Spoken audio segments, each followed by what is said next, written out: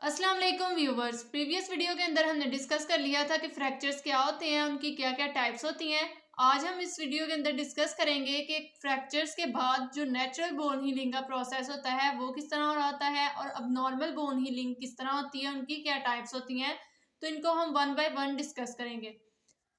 ठीक है, तो सबसे पहले हम डिस्कस कर लेते हैं कि जो नेचुरल बोन हीलिंग का प्रोसेस होता है उसकी क्या क्या फेजेस होती हैं।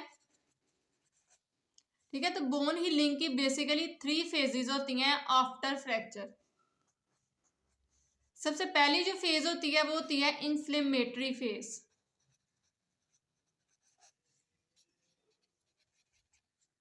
देन आ जाती है रिपेरेटिव फेज, इसके अंदर रिपेयर होता है, रिपेरेटिव फेज होता है ये। एंड देन आ जाता है थर्ड इसका फेज, जिसको हम क्या कहते हैं, रीमॉडलिंग फेज। ज्यादा डीप में जाने की कोई जरूरत नहीं है, एज सच आपके करिकुलम में इतना ज्यादा ये नहीं इंपॉर्टेंट, आपको सिर्फ इन फेजेस के बारे में पता होना चाहिए। ठीक है, इन्फ्लेमेटरी फेज के अंदर क्या हो रहा है। ठीक है, जब भी फ्रैक्चर होता है तो बोन ब्रेक होती है, उसके रिजल्ट में क्या होता है कि जो बोन की वेस्कुलर सप्लाई होती है ना वो भी रप्चर हो जाती है। जब बोन की वेस्कुलर सप्लाई रप्चर हो जाती है तो इंटरनल ब्लीडिंग जो है वो स्टार्ट हो जाती है। जब इंटरनल ब्लीडिंग स्टार्ट हो जाती है, जाहिर सी बात है, तो क्या होगा कि प्रोटेक्टिव रिस्पॉन्स आएगा बॉडी का। बॉडी क्या करेगी, उस इंटरनल ब्लीडिंग को स्टॉप करने के लिए क्या होने लग पड़ेगी, वहां पे हीमाटोमा फॉर्मेशन होने लग पड़ेगी। ठीक है, ब्लड की क्लॉटिंग होने लग पड़ेगी, हीमाटोमा फॉर्मेशन होने लग पड़ेगी, ताकि जो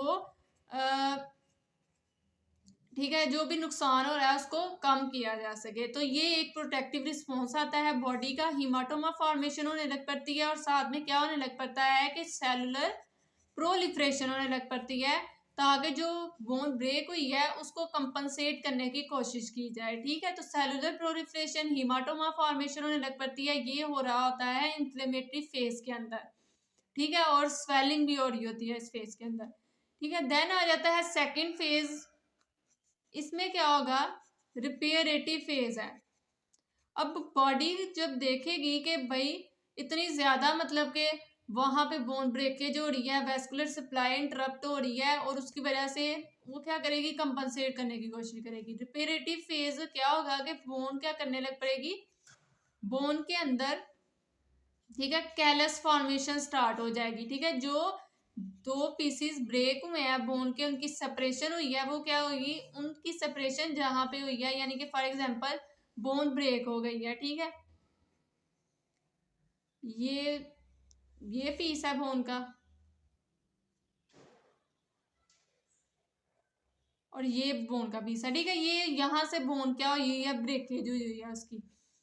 अब क्या होगा कि ये जो दोनों पीसीज हैं बोन के एंड्स, इनकी ओसिफिकेशन स्टार्ट हो जाएगी। ठीक है, बोनी ग्रोथ स्टार्ट हो जाएगी और कैलस फॉर्मेशन हो जाएगी स्टार्ट। ठीक है, कैलस फॉर्मेशन इतनी ज्यादा, अभी बोन जो है ना वो हार्डन नहीं है।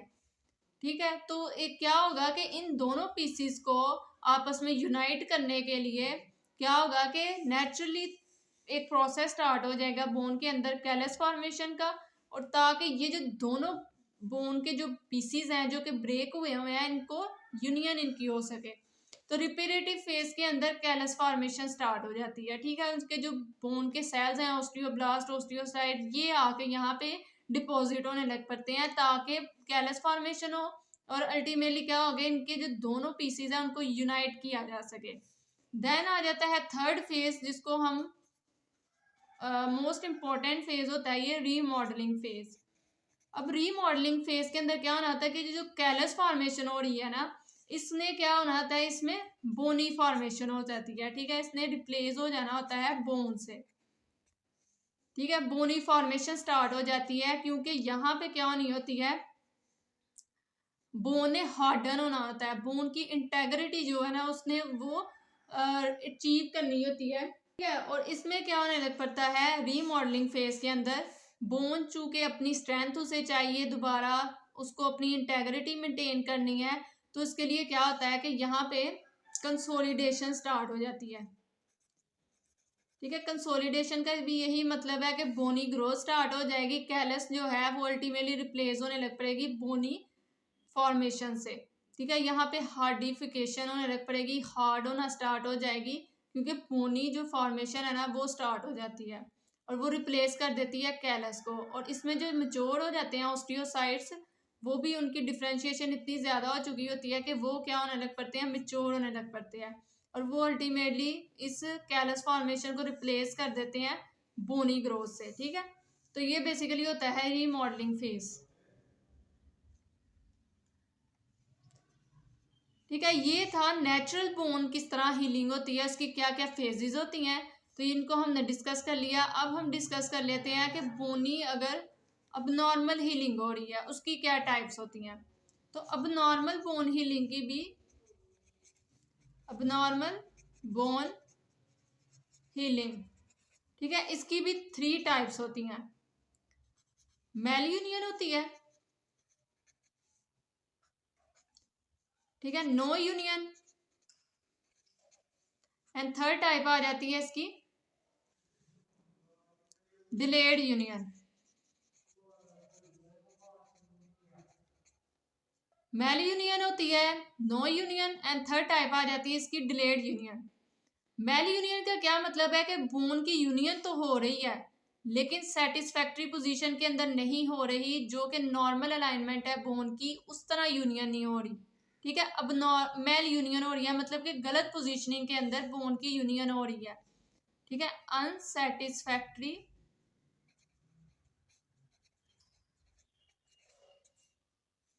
पोजीशन,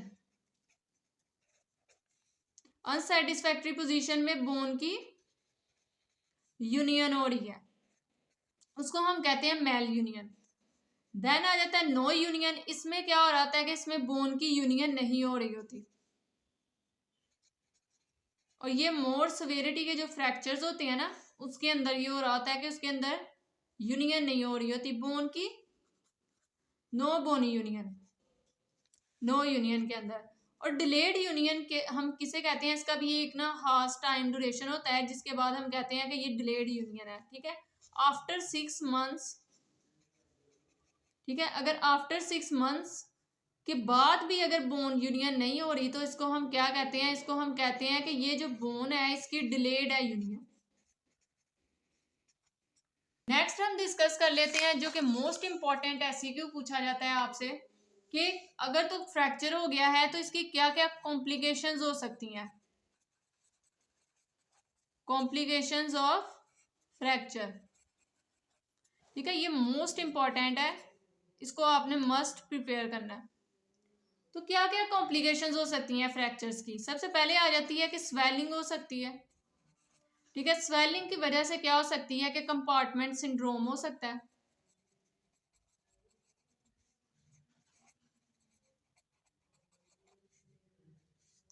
ठीक है, और देन आ जाता है कि यहाँ पे क्या हो सकती है, फैट एम्बोलिज्म हो सकता है।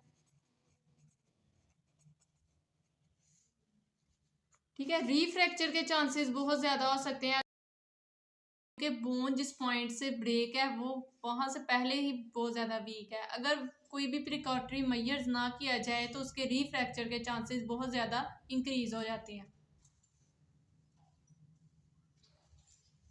ठीक है, डिलेड हो सकती है यूनियन, मेल यूनियन हो सकती है,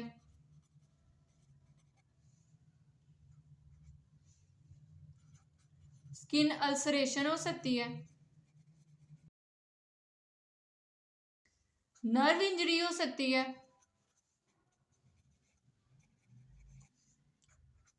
कोई भी वेजर रप्चर हो सकती है, वेस्कुलर कंप्रोमाइज हो सकता है।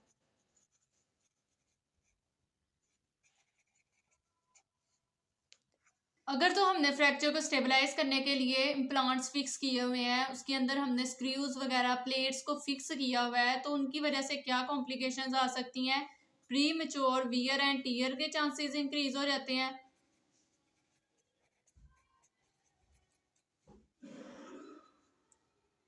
ठीक है, फिक्सेशन जो डिवाइसेस हैं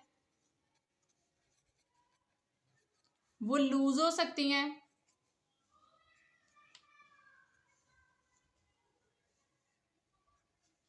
ठीक है। उसके अलावा क्या हो सकता है कि उनके टीयर के चांसेस जो है ना वो बहुत ज़्यादा इंक्रीज हो जाते हैं। तो ये बेसिकली कॉम्प्लिकेशंस थी, ये मस्ट पूछी जाती हैं कि अगर फ्रैक्चर हो गया है तो उसकी रिजल्ट में क्या क्या कॉम्प्लिकेशंस आ सकती हैं। तो इनको हमने आज डिस्कस कर लिया। नेक्स्ट हम डिस्कस करेंगे कि फ्रैक्चर्स को हमने किस तरह मैनेज करना है। अल्लाह हाफिज़।